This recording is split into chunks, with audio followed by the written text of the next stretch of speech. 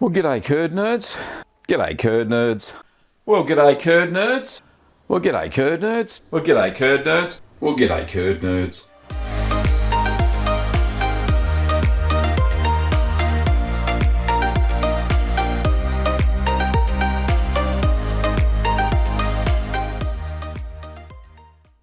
Well, g'day curd nerds and welcome to Ask the Cheeseman. This is where... Why is the music not going? There we go. This is where you can ask your home cheese making questions. And welcome to a Wednesday evening edition. So, of course, a big thank you to all of the financial members of the show. And I'd just like to show everybody's names. So, because I gifted a whole bunch of memberships last week, there are so many new members. So thank you to all of you who have grabbed those free memberships that I threw out yesterday. On Sunday, I think it was. So yeah, that was good fun. And also thank you to where the heck is it? Here you are, to the patrons. Thank you to all the patrons, and specifically Robert. Thank you, Robert, for your patronage this week, and to all the members past and present.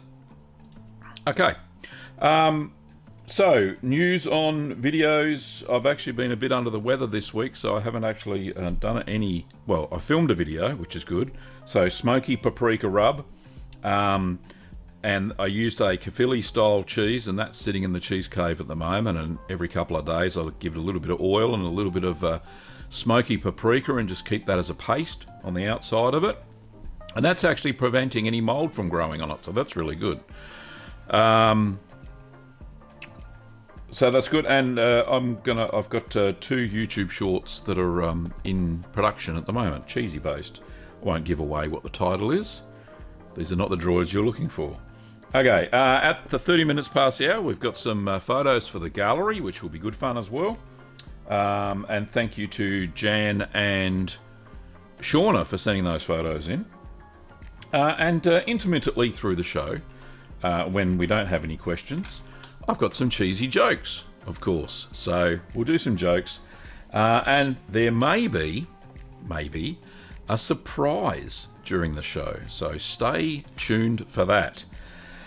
Whew, who can guess what the surprise is? I'll let you guys figure it out. Okay. If the music's too loud, just let me know. That would be fantastic.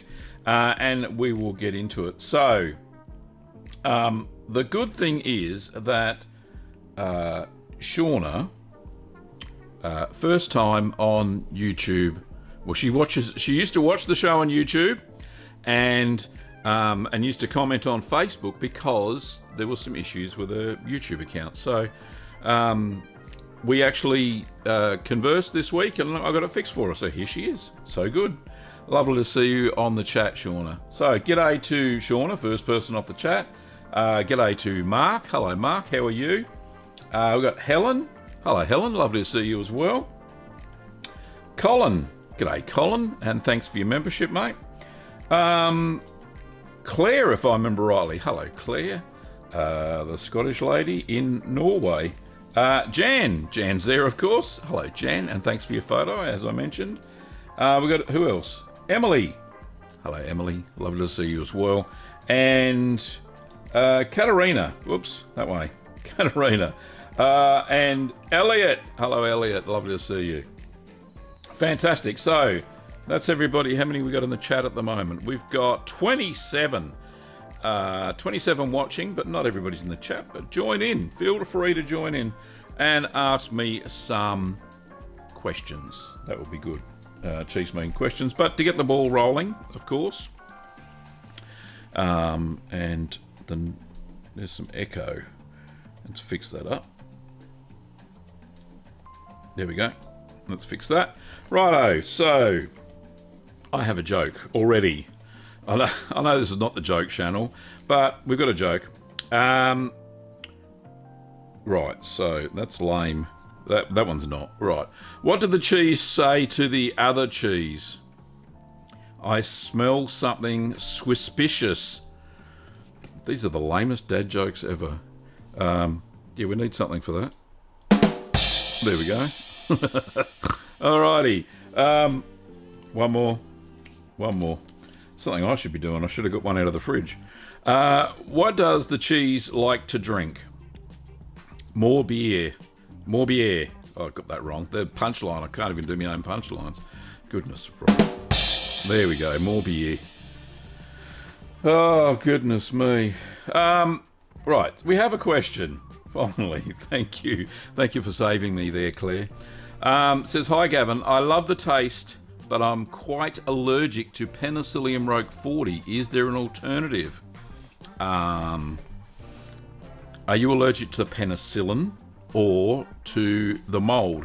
A lot of people find that they are not allergic to Penicillium roqueforti, the blue-green mold, Penicillium glaucum, which is in Gorgonzola, which is another blue-green mold, and Penicillium candidum. So even though they're allergic to penicillin as the antibiotic, they're not allergic to Penicillium roqueforti, candidum, that sort of stuff. So, yeah, you can do that. So the mold, to the mold.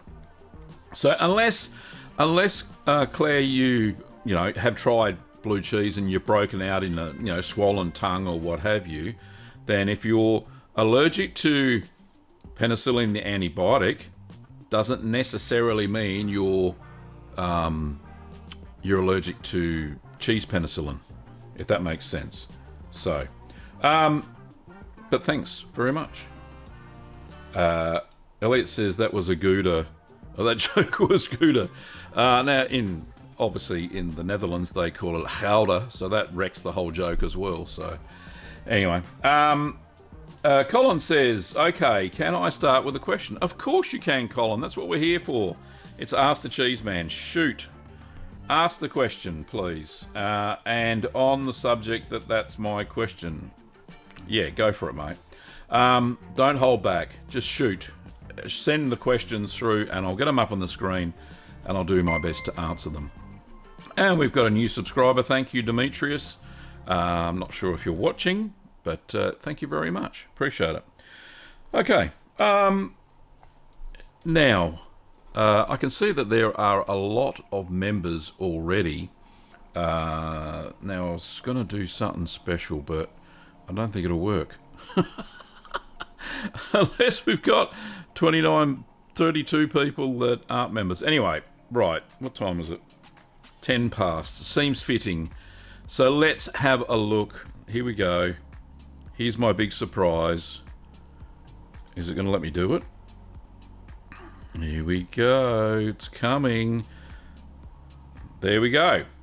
So, for those who don't have a membership already, I've just thrown into the chat 5 memberships that you can pick up if you haven't got it already. Oh, look at that. 1, 2, 3, 4, 5.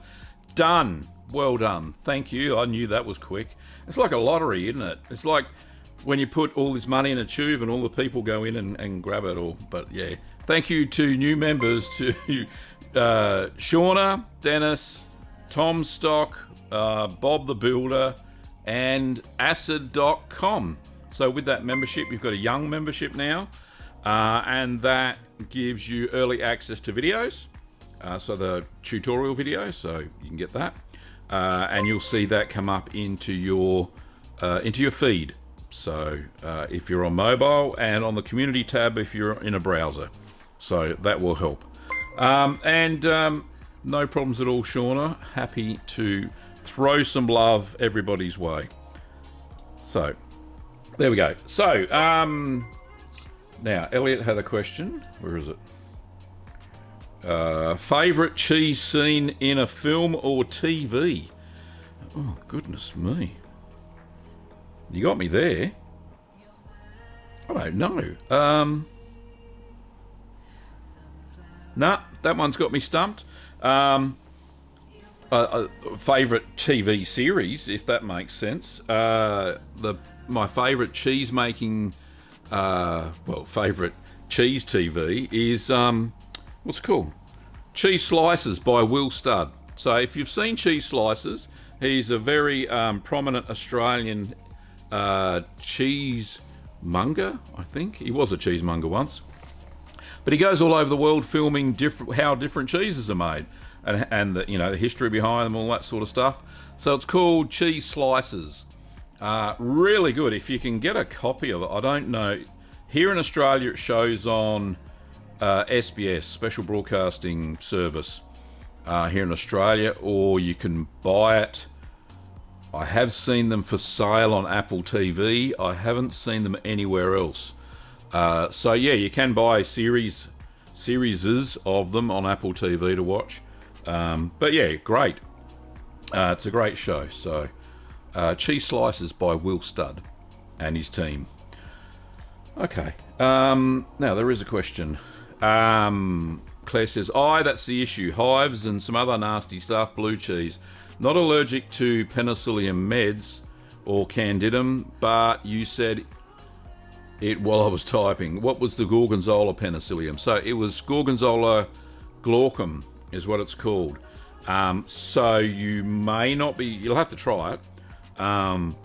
You may have to try a, make sure it's authentic AOP, because Gorgonzola is only made with penicillium glaucum.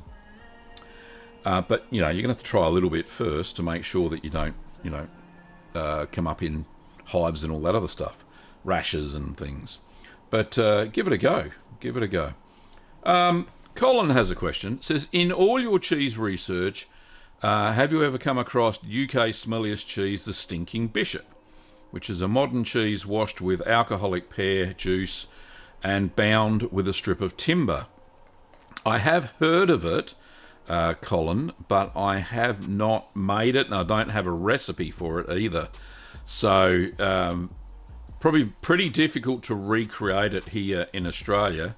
But it is a washed rind style cheese, and uses Brevibacteria linens, it does be a little bit orange on the outside, but it is really, really smelly. So, great question. Judy, hello Judy, lovely to see you running late. That's okay, no problems at all. Elliot says, thanks, I'll check that out. That's for the cheese slices. Yeah, great show. Colin says, stinking, I reckon that's because it's a con, because the Stinking Bishop refers to the pear breeder. Fred Bishop allegedly had an ugly temperament, never about being on the nose. Yeah, weird. But I have heard that it does smell as well, which is kind of like the pun for the nickname. So I'd like to get my hands on some, but I think it's made with raw milk, so that will be difficult. Is that Gront? Is that how you say it? Or Grond? Grond? Hello, Grond. Can you make a hard cheese with only milk kefir? Yeah, you can use kefir grains to make a hard cheese. You can make probably more of a... You can substitute it for the mesophilic starter culture. So the kefir grains will make the curd acidify. It may not taste as you would expect it to, a commercial style cheese of that style, but it will work. In fact, if you have a look at David Ash's book, do I have it here? Let me just have a quick look. No, I don't have it in my little library there. It's in my big library in the other room. It's called The Art of Natural Cheese Making by David Asher. And what you can do, go and check that out. It's definitely worth having a look at. In fact, in the description, I've got a link to my Amazon store, and I think that book's in the Amazon store. And I'll get a small commission for that as an affiliate. But if you're interested in the book, go and check it out. It's worth reading. Okay. Habib. Hello, Habib. How are you? Says, when you do a chowder with cumin or caraway and fennel, do you eat them early to prevent off flavours with time? I have some aging and will not open before at least 1 year of age. I've only had those sorts of cheeses, Habib, that are about 3 to 4 months old. And they've turned out fine. They have a nice flavour all the way through. I've made a Howder with cumin seeds, which is called Kaminikas. It was beautiful. Great all-round flavour, not too strong, and you can definitely taste the Howder there as well, that flavour profile. For a year, I'm not sure. They may rot in the cheese. However, if you boiled, them for a few minutes before you put them in and put the water in to the milk, then it shouldn't be too much of an issue. But over time, they may rot. So I've only ever tried those cheeses up to about 4 months. So I can't recommend that you age them longer, if that makes sense. Okay, Shauna has a question and says, is there a way to tell what your cheese is contaminated with? Hang on. Is there a way to tell that your cheese is contaminated without having to wait till maturation? I lost a queso chihuahua this week. Milk was pasteurised and non-homogenised, same as always. Is there a follow-up? Right. So probably not. Shauna, yes. Sorry, there is. So the main form of contamination is called coliform, and it is it's when feces get into the milk, usually, and it does a thing called early blowing. Now, early blowing is when the curd is very sponge-like, and that happens within hours of making the cheese. So within hours to probably the air drying phase. So from when you put it in the mold, or even I've seen it, some people have sent me photos that when they're cutting the curd, they can actually see the little sponge-like bubbles in the curd, and that's what it looks like. It looks like a sponge, and it does have a certain odor. Also, if your cheese is swelling within the first couple of days, then that's a pretty good indication that there's gas formation, and it may not, because when coliform ferments, it releases hydrogen. It doesn't release CO2, so that's why that's part of the reason the cheese goes off. So there's some ways to figure it out. Jan says, I'm just wondering, how will I know when my Cotswold is air dried enough to vacuum seal? Okay, so the rule of thumb that I use is that it's touch dry, as in it feels like a clammy handshake. If it, you just touch it, it shouldn't be totally dry, because if it starts to dry out, it'll start to crack. So it's got to be not wet. You can't see visible moisture on the cheese, but if it feels like a clammy handshake, you're good to go. You can vac pack it, wax it, whatever you want to do. So thanks, Jan. Yeah, good question. Nicola says, and welcome, good evening all. I hear that Will Studd is doing a new cheese slices series. A little excited. Yeah, me too. He really does a good show. So, yeah, cool. I can't recommend him enough. In fact, I was doing an interview, I was watching a live stream of Sam and Helen from Cheese Therapy. They do live streams usually on Facebook, and I think they do them on YouTube as well. And they were interviewing Will Studd, and I put a question up on their live stream in the chat. And Will said that he knew of me, or knew of my channel, and said I was doing good work, apparently. So I was very chuffed to bits and quite proud of that. So, we all have our heroes, I suppose. Grant says, thank you from Sweden. Thanks, mate. Appreciate it. Habib says, rot. I'm going to eat them now. If they're ripe enough, don't eat them if they're like 2 weeks old, Habib. If they're, up to, 4 months or something. But yeah, give it a go. Don't wait for those sort of cheeses. Those spiced cheeses, I wouldn't wait too long, because things could happen, like I said. But yeah, give them a go. I bet they taste great. Elliot says, not a question, but just general recommendation. Queso Oaxaca is so good. Definitely try it if you can get your hands on it. Melts beautifully and delicious. Yes, it is. In fact, I have made queso Oaxaca, and I have a video on it. Let me just see if I can bring that up. Here we go. All right, so let's have a look. Search for it. Queso fresco. Queso fresco. There we go. Queso Oaxaca. Let me just stop that. Stop the ad. Stop that. I suppose it's all revenue. But yeah, I'll pop this into the chat. Hang on, how do we get out of this? Oh, Gav, you know what you're doing? Yeah, you've been doing this long? Right, here we go. Right, there's the link for queso Oaxaca. If anybody wants to make it, it's Mexican string cheese is what it is, basically. So, yeah, well done. It's pretty cool.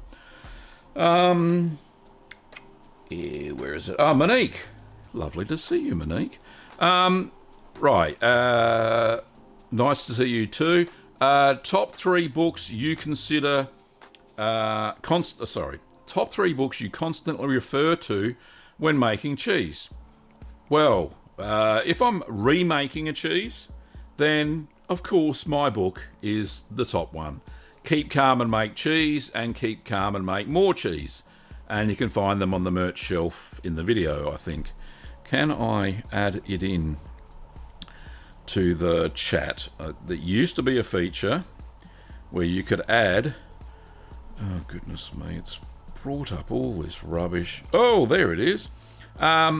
So we can... Oh, no, stop it. Stop. Oh, goodness me. Right, here we go. There should be somewhere. How does that work now? Pick a product to pin in the chat. All right, here we go. Right, see if this works. I don't know. It's thinking about it. Anyway, so that's one book. I'll stop waffling on. The other book that I constantly refer to, and I have a copy here. Here we go. Is 200 Homemade Cheese Recipes by Deborah Amron Boys. So that is a great book as well. And that's obviously 200. There's not 200 cheese recipes. She's got some, yogurt and different types of yogurt and butter and that. So there's probably about 170 cheese recipes. I think I've made most of them actually. So that's really good. But a great little book. And that's available in my Amazon shop down in the description below. And of course, the other one that I started off with, one of the very first cheese books I ever got that I recommend is Home Cheese Making. I think it's up to the 4th edition now. This is the older one. There is a newer one than this, and it's got more recipes in it. Excuse me. And that's by Ricky Carroll, who has since retired from her cheese making shop. So they're the 3 books that I recommend. I'm just going to pin the other book up in the chat as well. There we go. So, great question, Monique. Thank you so much for that. Okay. William has a question. Says, how can I get my mozzarella to be extremely soft and tender like some of the store-bought fresh stuff? The best way to do it, William, is to use buffalo milk. It's the only way you're going to get the exact same consistency and texture as the soft and tender store-bought buffalo mozzarella. Use buffalo milk. And don't use as much rennet as the recipe for cow's milk, because it'll just make it too solid, too rubbery, if that makes sense. I think it does. Anyway, that's how you do it. Mark says, can you make Saint Nectaire from goat's milk, or must it be made from cow's milk? Look, you can make any of the cheese recipes from different milks, but they just won't taste quite the same. Goat's milk, because the proteins are different, they tend to taste differently. It tastes well, goaty, I suppose. So that's why Sherv, which is goat's cream cheese, basically, and cream cheese taste different. They have a different flavour because you're using different milk. If you make cream cheese with sheep's milk, and that tastes even different again. So the different milks will make the cheeses taste different. So if you want to stick to the tried and tested recipes, then use the milk that's specified for that recipe and you'll get the same flavour. Like I said, it's not to say that you can't use a different milk. You'll just have a different cheese and you can call it whatever name you want to call it. You know, your choice. Jan says, thanks, I think it's ready. As in the... the Cotswold. Yes. Now, what time is it? Oh, it's time for the gallery. So, let's... what am I doing? I'm going to just get rid of that for a second. And I'm going to bring up... prep a little bit. That. And we'll have... that one. Yep. Okay, so just get that out the way, Gav. Rightio, so we're going to move over to the gallery. Here we are in the gallery.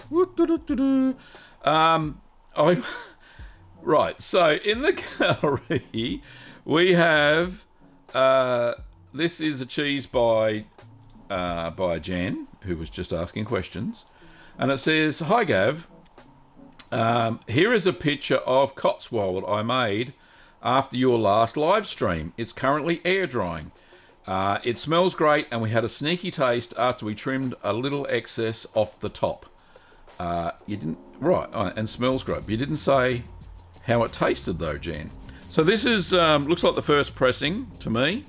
And for those who don't know, Cotswold is a cheese that has onion flakes, dried onion flakes, dried chives, and dried garlic flake or granulated garlic. It's all dried, and you don't mature it very long, about 3 months max, I think it is. But yeah, here's the stages. So then this is the coming out, I think, of the second pressing, or maybe even the last, using a loose weave cheesecloth, which is perfect. And Jan's actually using the 165mm mold cheese basket that we sell here at Little Green Workshops, and there's the final result on a bamboo mat. So that looks fantastic. Perfectly pressed, and you can even see the little nubbins. You get little bumps, which are perfect. So I think it's pressed at the right, definitely pressed at the right pressure. So that's really good. Okay, thanks, Jan. Appreciate that. Thank you for sending in that the pictures. So the next one is from Shauna. Now, Shauna, I had a bit of trouble with your email to figure out what order these are in. So I'm hoping this is right. This looks like a manchego. So it says here, "Hi Gavin, here's some photos for the gallery. My second manchego, the first one was so good, I just had to make another one." That does look fantastic. I bet it smelt and tasted fantastic as well, Shauna. The next one, this one is a saffron infused cheese. Tastes smooth and creamy. I love the burst of saffron and pepper. Yeah, really, the flavour was totally different than what I was expecting, Shauna, when I made it the first time. And I've made it since, and it still tastes amazing. That saffron flavour is something I've never experienced before. So yeah, it's really good. It's a great cheese to have a go at. This one is Guido's Hard Italian cheese. Nice texture and definitely a favourite in our house. Yeah, I like how it's it ripes. It's ripe so early. It's very mild when it's at 3 weeks, but if you let it age up to like 3 months, then the flavour intensifies a little bit. But it tastes beautiful. It's a great cheese. This next cheese is a rosemary Asiago, recipe courtesy of Lisa from Cheese 52, who's a friend of the channel. Love the flavour of this one. Yeah, it looks great. I love the way the rosemary's pressed in. I'll have to have a look at that. I'm going to write it down. I have made Asiago Papato before, which is Asiago with peppercorns. So I'm going to have a look. I'll ask her if she doesn't mind me making a version. But that looks great, Shauna. So you've convinced me that it should be made. And last but not least, this one here is. Lastly, this one isn't for the gallery. Oh, sorry. Too late, it's up there. I'm going to answer it anyway. And you've already asked the question in the chat. And it's okay to show these types of photos. So let's just zoom in, because there seems to be a tiny issue now. I would just like your opinion, see what you think if this may be contaminated. This is Queso Chihuahua, used with my normal milk. I see so many conflicting things on cheese pages, not sure whether to throw it out or not. I definitely value your opinion. Now, Shauna, and I think that's the last photo. Yeah, that is the last photo. So, my advice is that it doesn't look early blown, because if let me start again. You're the only person that can judge whether this is okay or not. If you got it, if it was like a sponge-like curd texture early on, like within the first 3 days, or during the curd, then it's early blown and it should be thrown away, definitely. And it usually only happens with raw milk. Now, this, to me, because I can see some fissures, can I go back there? Because I can see some fissures, cracks there. So this is CO2 production. This is not hydrogen caused by early blowing. This looks like a late blown cheese, and it's just starting to develop those cracks and fissures. Now, if it had no off smell at all, then this cheese would have still been okay to eat. Late blowing is cosmetic only. Right, so this is, and by the shiny bubbles, can I get in any? It's pretty high res. Let's have a look. So the eyes, the small eyes, which are round, which is good, reminds me of CO2 production. And because they're shiny and the gaps are shiny, there's definitely something in there producing CO2. Okay, whether that be contaminated or whether it be an aromatic mesophilic culture that you may have used instead of a mesophilic. So if you use something like Flora danica, then definitely it would have produced some CO2 and created this. I haven't seen it before in Queso Chihuahua, but this definitely looks like late blowing, not early blowing to me. So it's up to you. I don't think this would hurt you if it's not early blown, as we mentioned. So there we go. Alrighty, that is the end of the gallery, and thank you everybody for sending in your photos. Thank you to Jan and to Shauna for your photos. Now, how do you send a photo in? This is how you do it. Can we do it? I'm just gonna go back to the channel, and I'll bring up the page. Right, so how do you send it in? You go to the channel, cheeseman.tv. You can type that into your URL bar up there, and that'll take you straight to the YouTube channel. I've got a redirect on that domain name. But you go to the About tab. This is how you send emails and photos to me. So you go down to the details, and it says sign in to see email address. Now, if you're already signed into your account, which some of you may be already, then you will just see a little robot. You'll see my email address and click a thing that says I'm not a robot, and bingo boingo, you get my email address and you can send me an email. So that's the only email address that I actually check. I don't check any other ones. So don't send them to any other emails that you may think you have of mine. This is the only place that I actually check.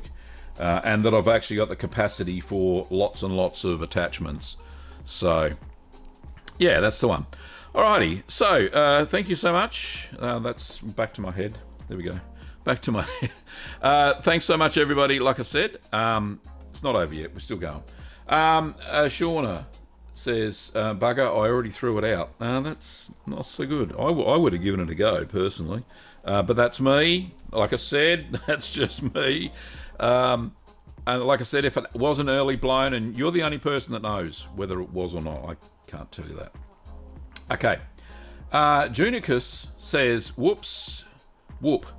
At least I have one of the books. That's okay. If you're talking about my books, go and get the other one. It's worth the money, that's for sure. Heaps of recipes in that second one. The first one's more the beginner's book, as in we're talking about keep calm and make cheese, that is. So the beginner's book, where I talk about all the techniques and all the different ingredients and how they work and what they do and all that sort of stuff. And then there's some basic recipes, and that. There's about 28 recipes in the first book. In the second book, there's about 70 different recipes, plus more advanced techniques, things like flocculation point, things like, different quantities of salt for different brines and stuff like that, and a few other bits and bobs. Oh, and there's a big troubleshooting section in the second book. So, worth getting if you're having some issues with cheese making. I put it in layman's terms, not too complex, so yeah, it's all good. Okay.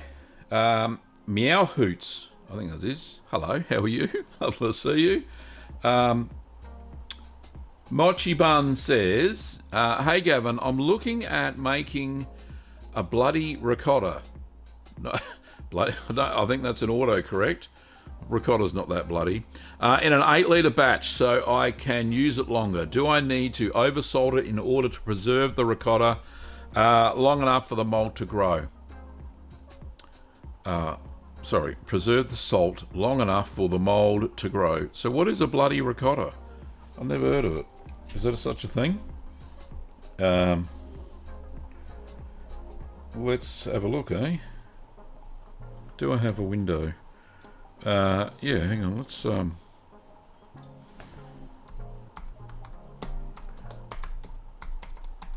is there such a thing? Here it is. No. There's baked blood orange ricotta. Not quite the same thing. Oh, here it is. Yeah, hang on. Here we are. I'll show you. So there is such a thing. Well, it's called baked blood orange ricotta. I don't know if that's the same thing, but this is some obscure... It's an Australian-owned family business, apparently. Click to enlarge. There we go. Oh, it's a dessert. So it's ricotta and it's made from blood oranges. So it's like orangey blood. I don't know if that's what you're talking about. Some of the other results, that's about it. No other bloody ricottas. Blood orange ricotta. No, that's it. Okay, cool. But yeah, that's what it was. I don't know if that's the same thing. Let me know. Let me know if it was the same thing. Oh, Mochi Bun, spelling, bloomy. Bloomy ricotta, yeah, so just make sure you, add some salt. Add a little bit more. So, because it's a fresh cheese, it may catch other blooms. But with the ricotta, what you could do, you could shape it in a small cheese mold. Like the Wheeler molds that I use for the Maltese cheese. They've got some little molds about that big. What you could do is pack the ricotta when it's a little bit dry, hang it a little bit longer so it's a bit drier than it normally would be. Put them in those little molds overnight, turn them a couple of times and bring them out. And if you've added Penicillium candidum to the ricotta, then definitely you'll get some sort of bloom, a white bloom, I hope, fingers crossed. And yeah, I think I'd eat them within 10 days. Very similar to the Bloomy Goat Blue, which is a bit like that. So that'll be good. Okay. Thanks for clarifying, Mochi Bun. I was super curious what a bloody ricotta was.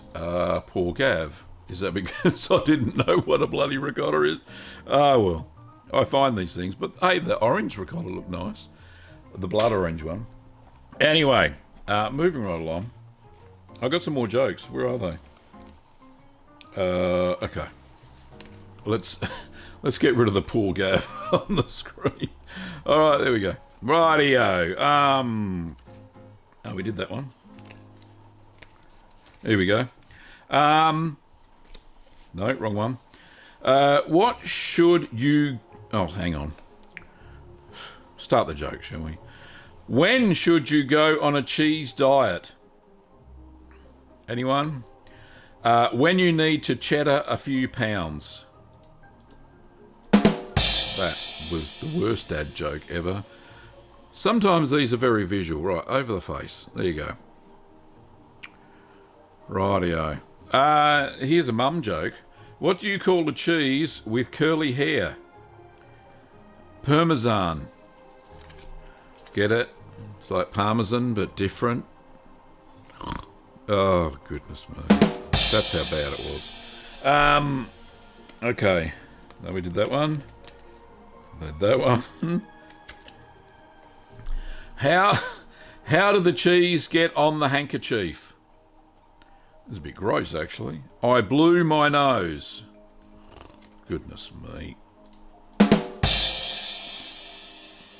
There we go. All right, last one. Last joke for the day. What did you...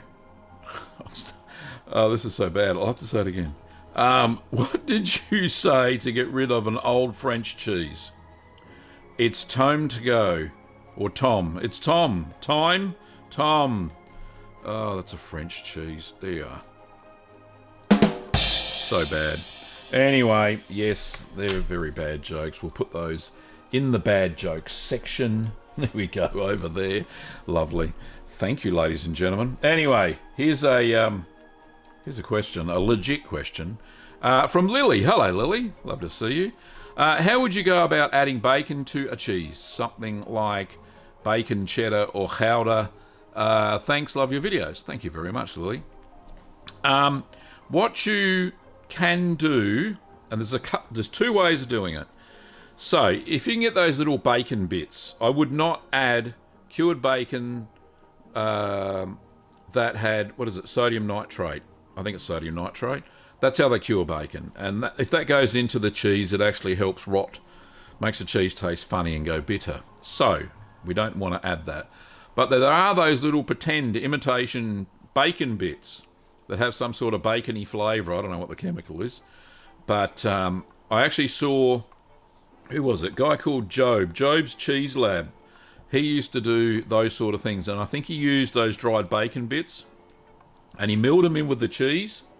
So he milled them in with the cheese and it actually worked. It worked fine.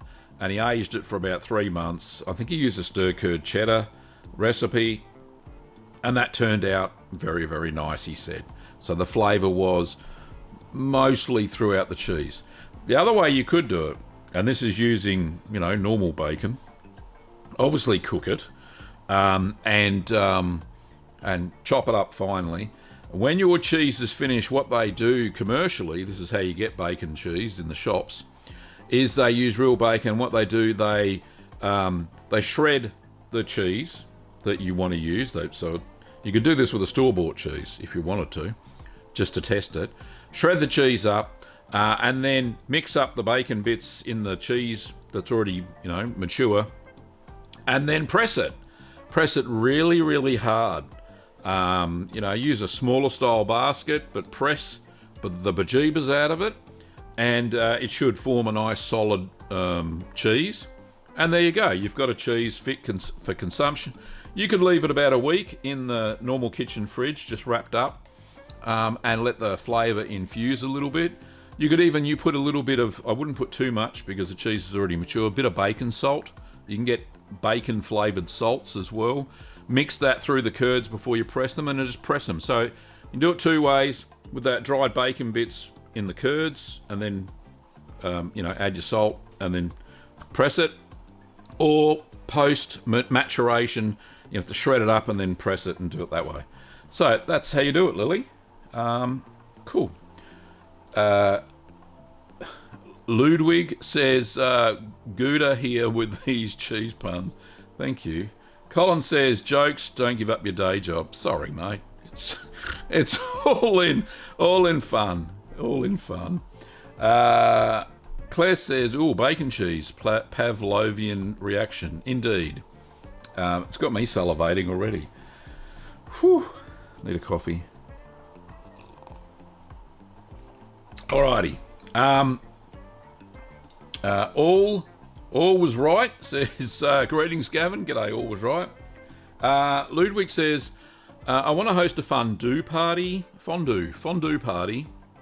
What's a good alternative fondue base that's not Reserve Gruyere and Emmental? Well, Gruyères are kind of a must for a fondue. But I have seen, and I've done it myself, I've used a mild cheddar as part of the fondue. I know this is blasphemy for all those fondue purists out there. I've also used raclette. Raclette's a good one, a little bit expensive as well. And Jarlsberg. Jarlsberg is a Emmentaler alternative you could use if you can't get your hands on Emmentaler, which is, you know, a Swiss cheese. So you can mix those up. Don't forget the white wine. That's a must. That actually helps emulsify the cheese and make it a bit runnier and sticks to things. So don't forget the white wine in your cheese mix. And there are, in some fondue recipes, some herbs and spices that you can add in as well, and that will change the flavour a little bit and make it taste very nice. So, yeah, so if you get a mild cheddar, it will melt. I think you're saying cheddar. Yes, indeed. So, yeah, if you get a mild one, the flavour should be very similar to a very young Gouda as well. You could even try Gouda as well as even cheddar, but definitely raclette would work if you can get your hands on it. So, Lily, in response to the pressing the bacon cheese, says, thank you. I can't wait to try the second method. And Colin says, bacon, the only sour product my Jewish wife will eat. Fair enough. You can get those pretend bacon ones. The vegan pretend bacon. That'll work. She'd like that. So that's cool. What time is it? I've lost all track of time. We've got 10 minutes to go, so throw your questions in. And because nobody's set the light off today, let me just do a courtesy flash. Oh, that didn't come out right. Yeah, just turn that off. So if anybody does a super chat, and there's no obligation whatsoever, the Curd Nerd light goes off. If you've never seen that before, it's automatic. I don't touch any buttons. As soon as you do it, it just happens, and your little star comes up as well on the screen. Just no, over which way, Gav? Just here somewhere. Little star comes up. It's all good. Okay. All was right says, how about a double Gloucester as a fondue? Yeah, look, it's very similar to cheddar. A little bit more creamier than cheddar, double Gloucester. But yeah, that'll work. Katarina says, I had a raclette party with so much wine. So have I. On our day of mourning for Queen Elizabeth II. I smoked half the wheel during the day. It was really lovely. Yeah, it's sad about the Queen, but great about the party by the sounds of it. Yeah, it's really good. So yeah, raclette would work. Raclette's better for, you know, putting on things like, you know, the raclette potatoes. Honestly, it's a lovely cheese. The raclette that I made, we had a cheese party. I invited some friends around. And I made a video of it. It's there. There's a raclette party there somewhere. And we had raclette potatoes with little cucumbers, little gherkins, cornichon, I think that's what they call them, as well. And the cheese, and was really, really nice. So that was cool. Somebody from Saudi Arabia here. I can't say your name because I can't read Arabic. It says, hello Gavin, how are you? I have a question and a request.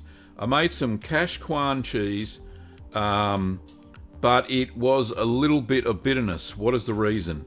You need to age it longer. Oh, and we've got a super chat. Look at that. Thank you so much, Ludwig. I'll have a look in a minute. Yeah, so there's a couple of things that make cheese bitter. So, too much rennet is one cause. Not enough salt is the main cause. If you didn't add enough salt to your cheese and you've aged it for more than a month, then it may tend to go bitter. Also, the last thing that makes cheese go bitter is a build-up of proteins. Breaking down of proteins into peptides, and they take a while to dissipate. So you have to age your cheese over 3 months. That makes sense. So there's some questions. There's some answers to questions. Secondly, I know this may be forbidden, but can you make kiri cheese or its flavour? Because it's the best cheese in my opinion. I don't know what that is, but I'll have a look. Hang on. Kiri cheese. I don't know what it is. Hope you're not... and thank you from your friend from Saudi Arabia. Thank you very much. So, Super Chat was from Ludwig, says, have you eaten or would you eat casu marzu? For those who don't know, casu marzu comes from Sardinia. It's a cheese that they they make the cheese, then they let it air dry, and then they put it in a old barn and put it in some hay, and flies lay their maggots into the cheese and eat their way into the cheese. Doesn't sound very good already, does it? And then they excrement what they've eaten, and it causes this bitter, funny tasting enzyme. And when you get the casu marzu and you actually cut the top open and open it up like a bowl, and you scoop out the cheese, usually it's got live maggots still in it. And I definitely, and it tastes different. It's actually banned. It's banned by the European Union. You cannot buy it unless you are on Sardinia. You can't eat it. Sorry, I don't even think you can buy it. It's given to you by farmers. So, in answer to your question, would I eat it? No. I'm afraid I would not eat live maggots with my cheese, unfortunately.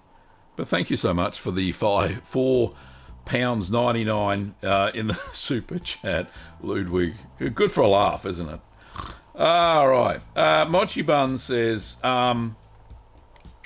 what cheese freezes well? I might make spinach, ricotta, feta ravioli, or freeze a regular French cream cheesecake. Yeah, look, you can do frozen cheesecake. That's no problems at all. So just do a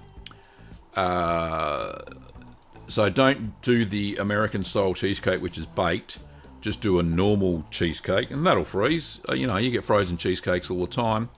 But I think they do put Polysorb 80, which is a chemical we use for bath bombs, actually, in our store. You get Polysorb 80, the food grade version, and that actually stops ice crystals from forming in the cheesecake. Just like if you make homemade ice cream and then you go and refreeze it, sometimes you get these big chunks of ice crystals. Polysorb 80 prevents those ice crystals from growing. So, I would think mozzarella, actually, if you make homemade quick mozzarella, you can freeze that, and then you can actually then grate it as well. But quick mozzarella tends to go flat when you leave it in the kitchen fridge, and it goes flat as a pancake. It's a cheese that you're meant to eat fresh. But yeah, there's a few things you've mentioned there which will probably work. Mochi Bun. Ludwig says, I am officially a curd nerd. Yes, you are. Indeed, you are. And you think you would eat the casu marzu because I'm an idiot. Wow. Hey, I never said that. And kiri cheese, thank you, Ludwig, for all these comments, is a cheese spread like Laughing Cow or Dairy Lee. Okay. So, kiri cheese, I would not make it. Unfortunately, I don't make processed cheeses. The only thing I made that was semi-processed was the American cheese. And, in fact, the American cheese version that I made featured on... what's his name? Hang on. There's a guy. Chef Jean... heck. I don't want to wreck this. Where is it? Where's my... Oh, YouTube, don't fail me now. Oh, Chef Jean-Pierre. and his channel. And actually, yeah, where is it? Here it is. It's in here. Will I be able to play? Oh, bloody ads. Hang on, I'll get rid of this curry cheese comment. And we'll finish the Westinghouse ad that I'm watching at the moment. Stop it. Oh, 2 ads. Right, I won't do it. Anyway, let's go to his channel and you can see. Alright, and stop him from talking. Right, here we go. Alright, so Chef Jean-Pierre, he's American from, I think he's down south in Louisiana, could be. I think so. But he did a, where is it? So my cheese, he actually recommended, it's in this one here, the perfect smash burger. And I've never heard of what a smash burger is before, but it looks delicious. And he actually talked about American cheese, and he pointed everybody to my recipe. So thanks, Chef Jean-Pierre. That was lovely. Really appreciated that. So there you go, YouTube famous. Even though I'm on YouTube, that's just silly. I shouldn't have said that. Crazy. Okay. You want the link? Right. Hang on. I can do that too. The link to the cheese smash burger. Oh, there he is. Link. And where the heck is the chat gone? Boop, boop, boop. There we go. Okay. There's the link to the smash burger with American cheese, and it links back to me if you want to make your own cheese. Anyway, cool. Nearly finish the stream. We've got 3 minutes to go. And it says, Fresh Country Ale says, Hi Gav, thanks for the 1 month subscription gift from the Sunday stream. It was a real surprise. Cheers from South Africa. You're most welcome. Lou says, so hard cheeses freeze better. Yeah, look, grated cheese freezes okay. I would not freeze normal cheese. It actually, when it defrosts, it breaks down, so the cheese doesn't taste very good. Like if you've got a block of cheese, don't freeze a block of cheese. Grated cheese, yeah, they actually put stuff into it so you can freeze it. But softer cheeses, yeah, you can freeze those as well. Look, I'm not recommending that you freeze any cheese. Really, you shouldn't. I don't think anyway. Now, question from Dita says, can I create a semi-soft cheese in the refrigerator? My plan is to start with create a cheese with rennet and salt. Yeah, look, there are many recipes. So all the cream cheesy ones, all the soft cheeses, you can definitely make and keep in the fridge. In fact, go to the channel, or you're already on the channel, go to the channel page and look for beginner's cheeses without a cheese fridge, and there are a whole bunch of them that you can make with, probably just rennet and salt. And they don't even use starter cultures, and yeah, you can keep them in the fridge, the kitchen fridge. So anyway, that's it for the show. Colin says it's tea time in the West. Thanks for a grand show, not shoe. Thanks, Colin. No problems at all. And thank you to all the Curd Nerds who tuned in today. We've had quite a few people watching today, which is fantastic. Which is one of the reasons I wanted to do the Wednesday show, so people in Europe and Asia and Australia could watch the show on Wednesdays without having to get up really early or really stay up really, really late. So that's why we got a Wednesday show in the evening, and we've got a morning show, Sunday mornings my time, for the Americas and summer Europe and early morning Australia. Thanks, Habib, for becoming a member as well. I'll pop you on the members list. So, as I said, that's the end of the show. Thank you so much.